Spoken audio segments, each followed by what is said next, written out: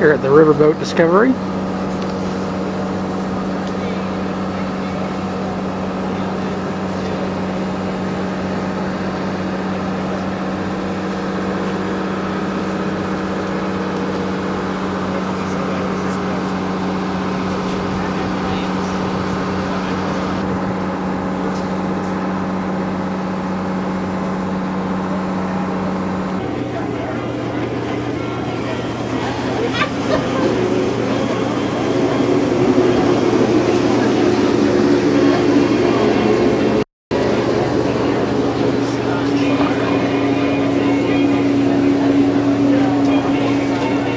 So we appreciate them coming out, and they do a marvelous job on shore, keeping everything on smooth. Now folks, over on the right-hand side too, you can see the dock, and it's visible on your television monitors. That dock is made out of 32 sections of surplus 48-inch trans-Alaskan pipeline for the largest tributary of the Yukon, just down the street from here. Well, that's a pretty tight turn we went through right there. You heard the bow thrusters up here perhaps helping spin the boat around. The boat is 156 feet long and weighs 275 tons. And loaded as we are today, we draw 3.5 feet of water. Now on the way down the river, it's my intention to paint some pictures for you and explain a little bit about our lives in this part of the world. We're going to do that by sharing something about modern day pioneers, bush pilots, riverboat captains. We'll talk too a little bit about the gold rush in this part of the world, dog mushing at Sioux Butcher's Kennel, and of course the remarkable Athabascan Indian culture, which has been here for 10,000 years. Now along the way, you're going to see a lot of homes. We'll talk about property values, construction costs, and lifestyle along the way as well. These year-round homes, every one of them maintained by the owners. They have no public utilities except electricity and telephone. Temperatures range from 90 above to 60 below zero. 150-degree temperature differential have to be maintained on a year-round basis every single house you see along the way. Now this is kind of a suburban part of Fairbanks. Just on the outskirts, you know it was easy to get here, but if you want to get to the remote, rural parts of Alaska, you really have to have an airplane. Just over here on the left-hand side, you can see a couple of float planes. There's an airstrip here, and down at the far end of this runway, there's a little Piper Super Cub, single-engine airplane.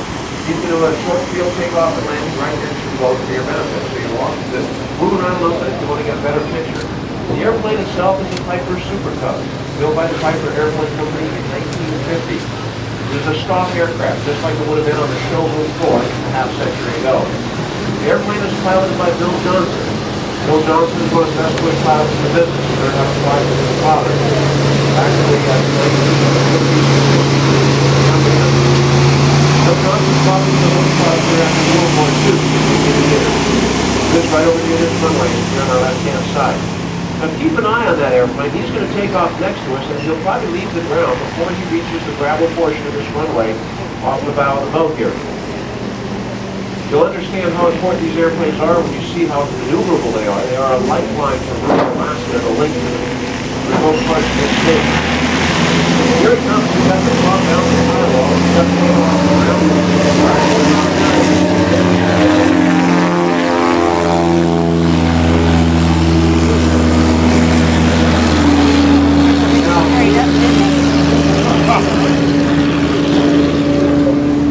Now, he's going to come back around and land next to us in just a few moments, so keep an eye. That same area, he'll land in about that same amount of room. I should point out that these airplanes, as I mentioned, are a lifeline to rural Alaska. Right now, look downstream, right above Discovery 1, that little sternwheeler down there. Now he's going to do a little S-curve right here. He's going to bank a little bit, reverse to his left, right over Discovery 1. You'll see another slip right in here. Dropping altitude rather abruptly. Here he comes. Now to the right. Look downstream. You see those three boats. Downstream there's some willow trees right on shore. He'll come right over the top of those. We call this trimming the hedge. Right there. Now, coming in, and touch down right next to those little skiffs on the shore, and then coast going to stop here before he reaches Discovery 3. Beautiful short field takeoff and landing. Bill Johnson, bush pilot. Thank you, sir.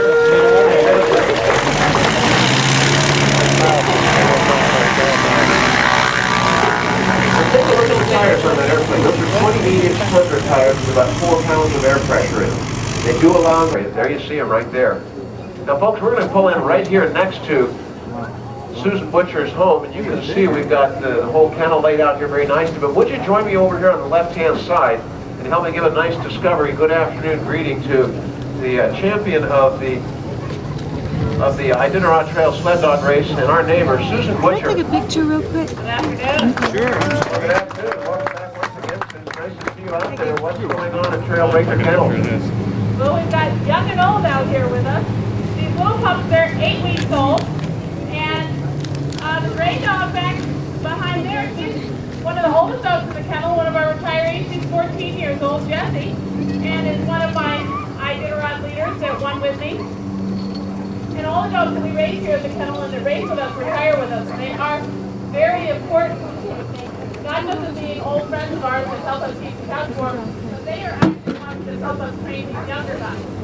Now, we're anxiously awaiting the birth of our next litter. One of my team dogs, Suslia, is due to have pups any time. And we like to be with the mothers while they're whelping to make sure that everything goes safely.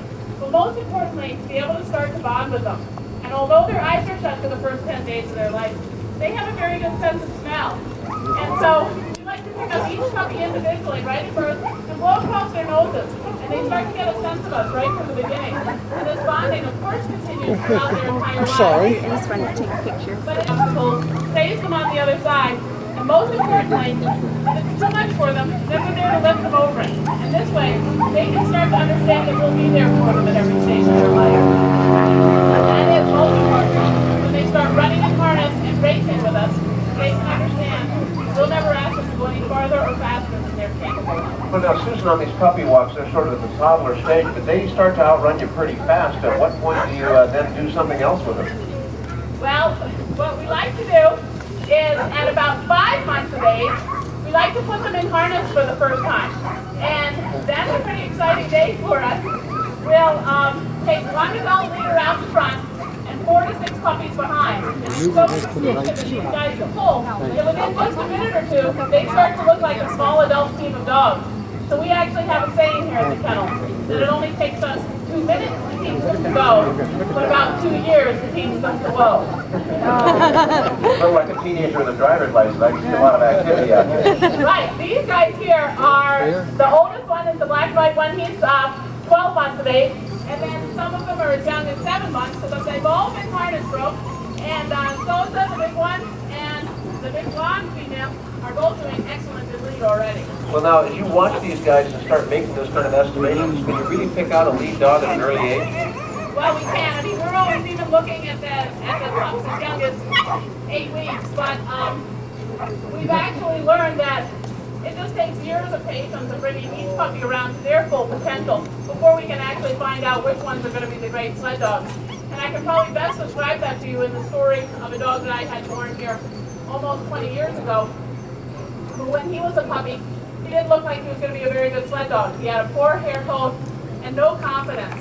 And most munchers would have just given up on him and sold him as a pet.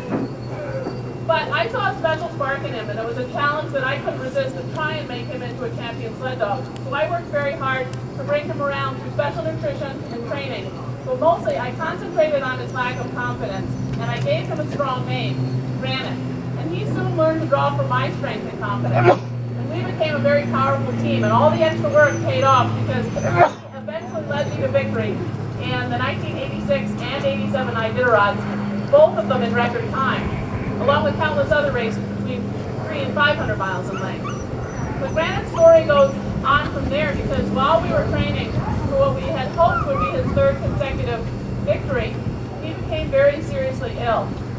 And I had to rush him down to Anchorage to a veterinary hospital to try and save his life. And we set up a cot next to his kennel so that I could sleep with him there day and night, petting him and willing him to live. And finally, after 2 weeks, the veterinarians told me that I could take him home, but that he was never going to be able to run again, that he had permanent damage to his heart and liver and kidneys. So I took him back to our homestead in Eureka, and he was living in the cabin with David and me. But every time we would take the other dogs out on runs, he would cry and howl, wishing that he could go out with us. And what the veterinarians didn't understand is that Granite had grown to be a magnificent canine athlete who loved to run and race. And all the dogs love competition, and they understand when they have won, and they have as much pride as any human athlete. Granite was determined to get back on the team, And slowly but surely, his test results started showing improvements that the veterinarians were astounded at. And they decided to let him start training with the little puppies on 2-mile runs. And he soon advanced to running with the yearlings on 10-mile runs.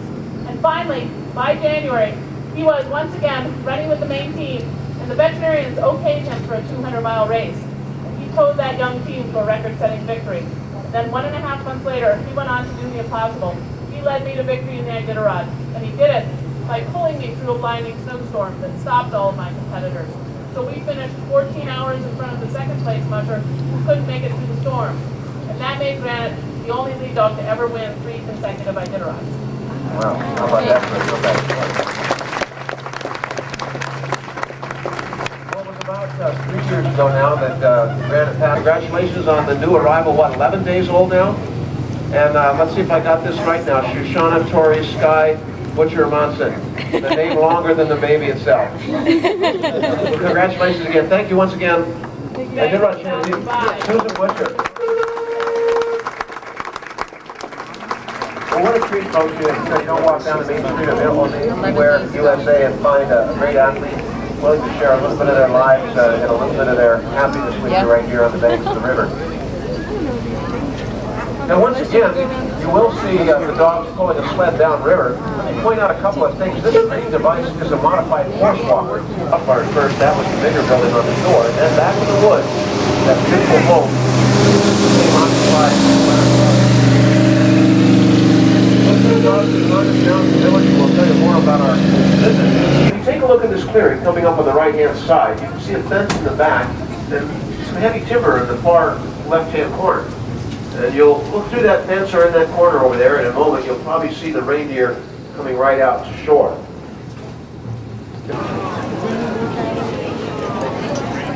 Now there are 4 animals in all. They all have antlers. There is a fawn. He's about 12 weeks old. We've got a female right next to the fawn. She's got fairly small antlers compared to the others because she sheds her antlers after birth of the young to start growing new ones. And then you've got the males with the larger antlers. They shed their antlers in the late fall or early winter and then grow new ones starting in the early spring. I know. Now, their antlers are all in development right now. The antler that back in those days, almost all meat and produce was shipped into Alaska. Having fresh meat produced in Alaska was economical. It was actually rather nice for those of us who lived up here back in those days. You'll also notice perhaps these animals are shedding. They look a little bit scruffy, particularly the female there on the right-hand end of our pack. She's still getting rid of her winter hair, and she'll have that nice dark walnut coloration, very sleek and quite lovely. Now there's still a reindeer feed industry in northwest Alaska, but it's nothing like it was back in the early parts of the last century.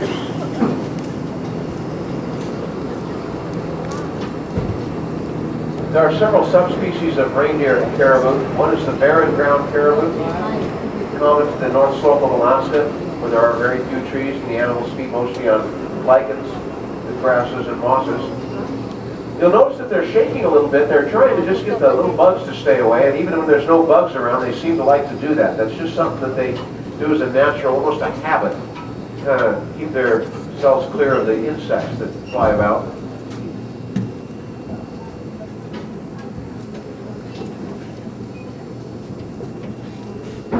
Now, when we talk about caribou, there are almost 1 million caribou migrating across the northern parts of Alaska. That's more than there are people in the entire state. We have about 600,000 people in Alaska.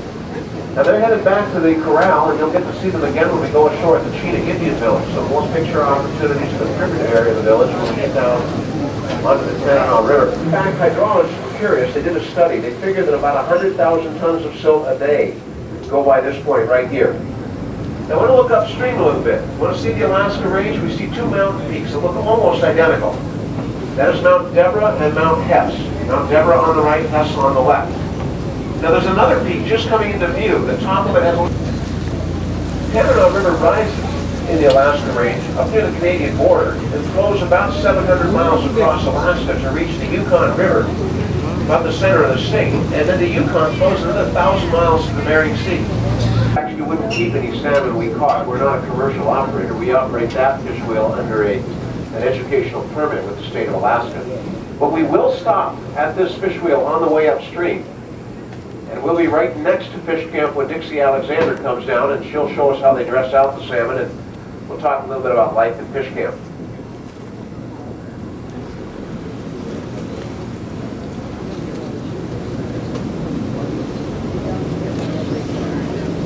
Now there's a lot of evidence of beaver activity just downstream from fish camp as well. All these trees that you see lying right against the bluff. Another nice pretty green island, then an obstructed channel, another pretty nice green island, another obstructed channel with mud bars. That's what she looks like all the way to the Bering Sea. Now you can hear the engines are in a dead idle. Back of the boat is being swept downstream. Bow of the boat is in dead water. Hear that big engine kicking in now, RPM's coming up, paddle wheel digging into the river, pushing us upstream. Now we're running up against a current that's running 6 to 8 miles an hour. As the boat swings around, if he starts to make way upstream, watch on the right-hand side, and you'll see the displacement of this vessel actually suck all the water off the sandbar on the right-hand side. And you'll see just how shallow the bar was that we were next to just moments ago.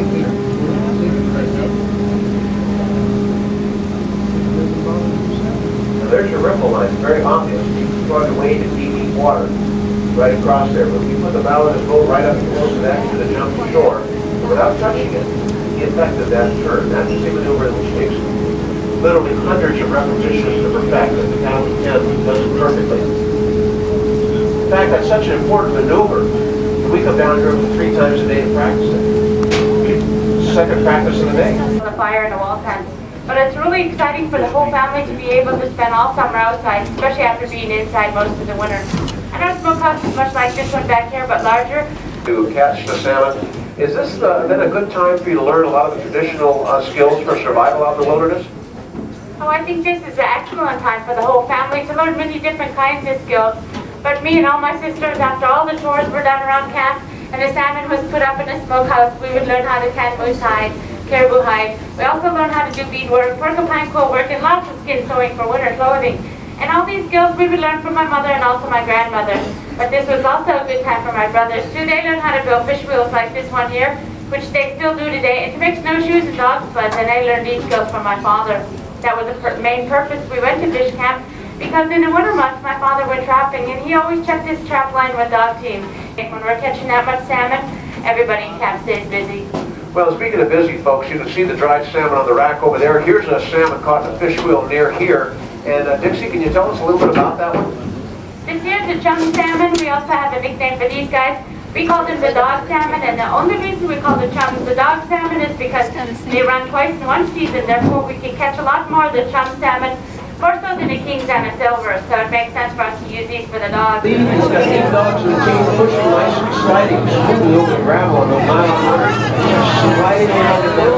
Not free ride at all. Notice those dogs working hard, but Dave also balancing the sled. On the trail, he'd be pushing on the uphills, braking on the downhills, reading the trail, voice command all the time to the dogs, watching for show drifts and other obstructions to the trail, and whoa, hey, how's that for parallel parking Alaskan style, eh? They're happy. Now Dave's going to hook up the dogs on that post just like he would if it was a tree out. Her family, but she was raised in the village of Fort Yukon, which is the largest Athabascan village in the state. It is located on the Yukon River, about 8 miles above the Arctic Circle. Dixie is well known across the state as well as the nation for her talents as a beadwork artist and for her skills in traditionally tanning and sewing animal hides. So before I show you some of the very beautiful garments Dixie has made, I'm going to hand it over to Grace, and she'll explain how our ancestors traditionally tanned the hides. Alright, well, first of all, I'm going to point out the hides of the larger game animals you can find here in the interior. The ones to your far left are caribou, skin side out and hair side out. In the middle is a grizzly bear, and right next to me is the moose. Now, it was the Athabascan man's job to do the hunting, but once he brought home the hide, preserves the hide. So you can always tell a true native tanned hide by the rich smoky smell and the brown color. And that's how we Alaskan Native women tanned our hides. Here we have a ceremonial chief's coat and maiden's dress. These are both made out of a tan moose hide, and these are both museum quality garments. Dixie tanned these hides using the traditional methods that Grace has just explained to you. She's one of the few people who still uses this method. Now the floral designs are an Athabascan trademark. Here you can see designs of a forget-me-not and the bluebell. Women usually sewed flowers that came from their area. On the chief's coat is a little bit different. The floral designs represent animal tracks. The women believed if they sewed animal tracks onto the men's clothing, this would bring them good luck in hunting. This is a traditional Athabascan Yukon style parka. It is made of muskrat for the main body, and the checker designs you see are made out of river otter and calf skin. The tassels you see here hanging are actually wolverine, and they're tipped with timber wolf. Women put wolverine strips or tassels onto their clothing to boast that her husband is a very good hunter and trapper, as he came home with this elusive animal. Okay, get your cameras ready because Grace is going to be modeling the sunshine rough. It makes for a great Alaskan picture.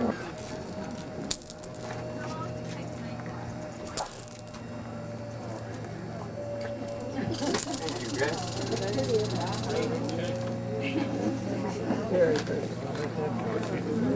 In addition to for Dixie to be here in the summertime, she travels around the state in the winter from village to village to school, teaching the younger generations of the Athabascan trademarks. I think it's proper for us to thank Dixie because it's very fortunate that she's here today.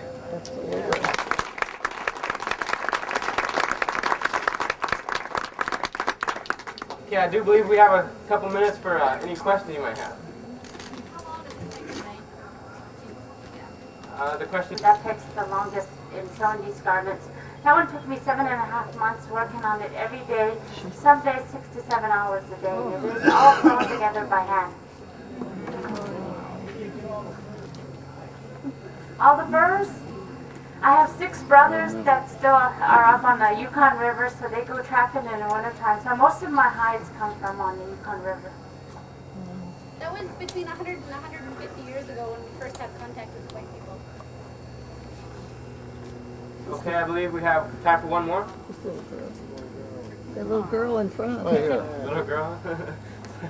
Yes? How do you do the beadwork? Do you put the beads on and then you sew them in half? Now the question was, how do you do the beadwork?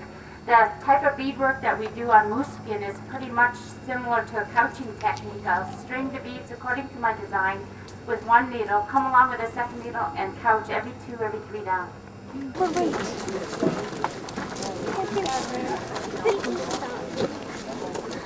Okay, I guess we're just about all here, so I'm going to start out again introducing myself. I'm Dave Munson from Trailbreaker Kennel, and all the dogs you see here are also from our kennel. I brought over 8 this year, and these guys really represent a cross-section of what all of our dogs look like. And I know that surprises people sometimes when you come out here because the dogs may not be as large as you first expected. They're certainly not all the same color. So what kind of dogs are these? Well, the name of the breed is called Alaskan Huskies. You're certainly welcome to pet them if they come around. I only ask that you not feed them anything.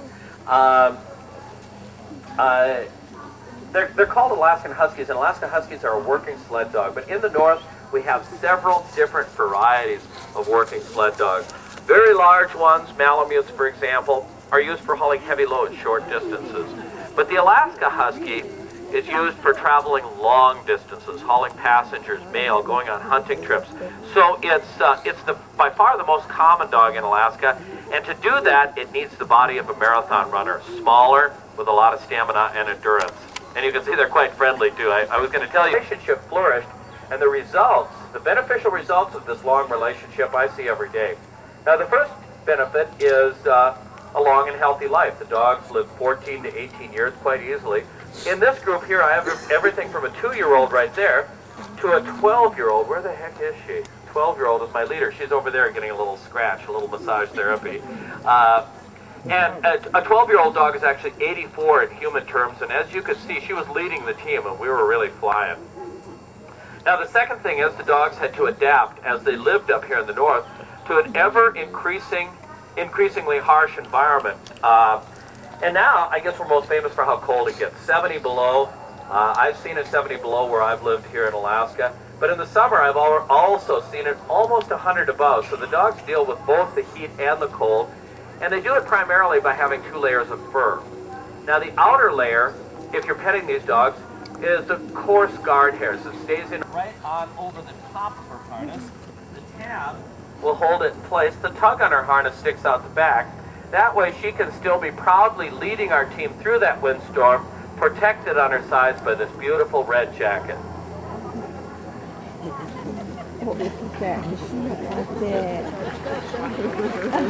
I think she's got a career in modeling, frankly.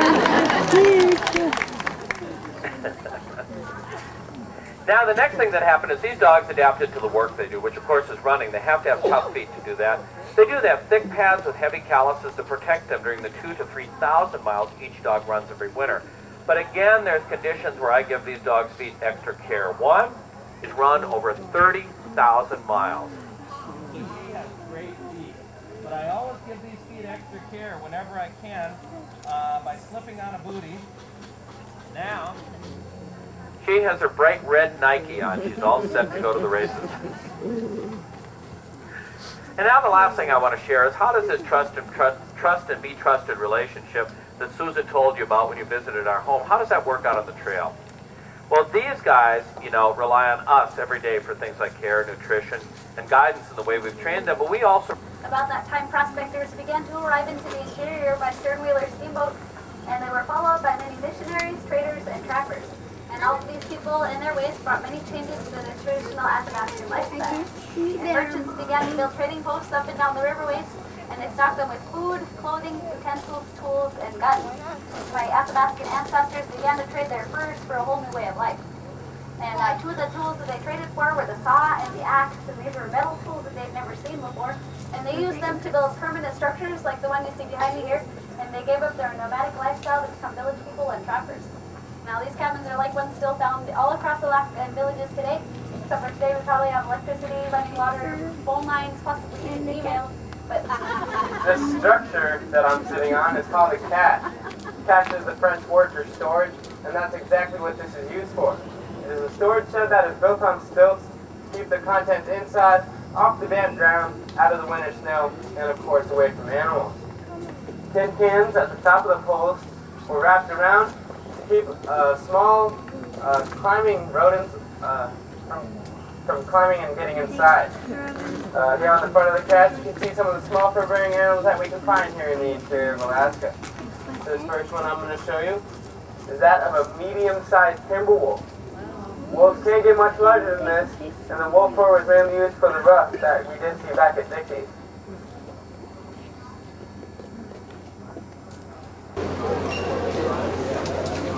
We'll now be pulling out of the Chena village and heading back down the river, back to Fairbanks.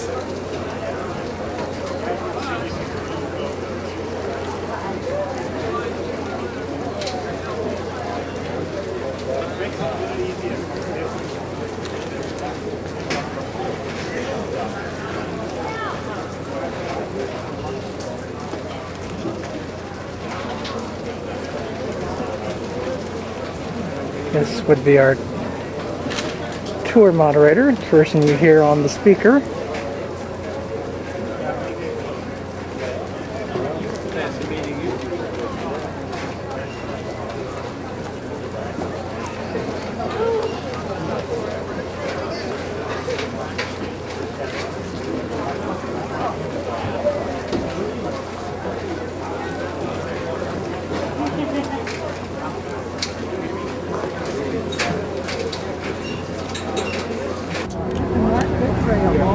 Well, thanks again to Dave Munson for a wonderful program. We do appreciate it, Dave, and thanks too to Dixie Alexander.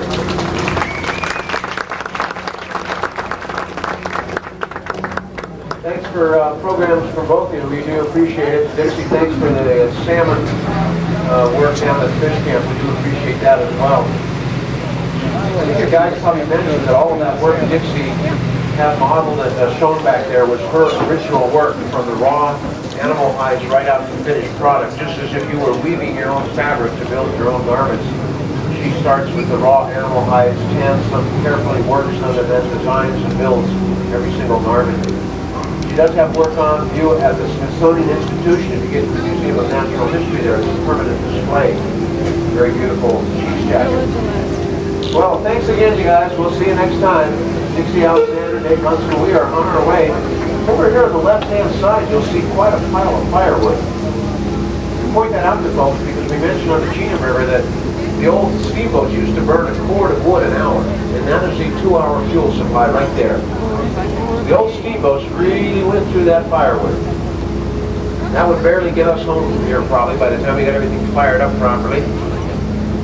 We do appreciate diesel fuel around here.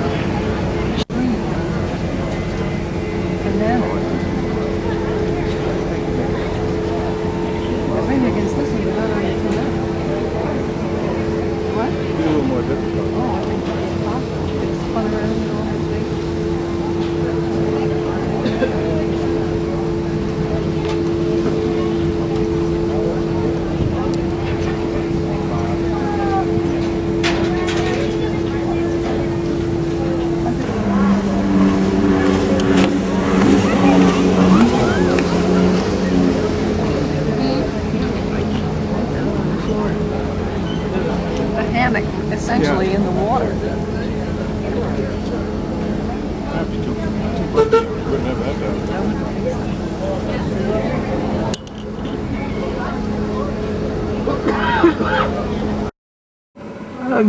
It's a very early in the morning, about almost 1 a.m. on the morning of Sunday, July the 16th. After we got back from the riverboat last night, had dinner at the Royal Fork Buffet, and then went to see the movie Mission Impossible. As you can see, it never gets, why the sun has set, it never gets completely dark. That's the sky at 1 o'clock in the morning here in Fairbanks.